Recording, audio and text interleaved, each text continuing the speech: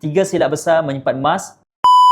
Ramai orang kata simpan emas rugi, tapi hakikatnya yang rugi bukan emas, tapi yang rugi adalah cara mereka yang menyimpan emas. Kalau tuan-tuan setuju, boleh save video ini dulu sebab saya nak kongsikan 3 kesilapan yang boleh menyebabkan anda rugi dalam simpanan emas. Kesilapan pertama, beli emas hari ini, esok dah fikir nak jual balik. Ada yang baru beli emas, sebulan kemudian dah tanya, boleh untung ke kalau saya jual sekarang? Tuan-puan, emas bukan skim cepat kaya. Emas adalah simpanan jangka masa panjang, sebab itu tempoh simpanan yang disarankan sekurang-kurangnya 2 tahun dan ke atas. Semakin lama anda menyimpan, semakin besar potensi emas itu boleh melindungi nilai wang dan memberi pulangan yang lebih baik.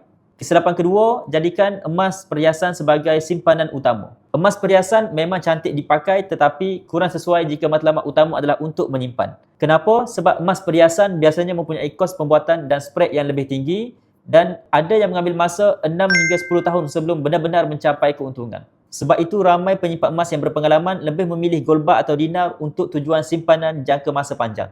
Kesilapan ketiga, abaikan spread value. Ini antara perkara paling penting yang ramai orang tak ambil tahu. Spread ialah perbezaan antara harga beli dan harga jual balik. Semakin rendah spread, semakin cepat simpanan emas anda berpotensi mencapai titik keuntungan.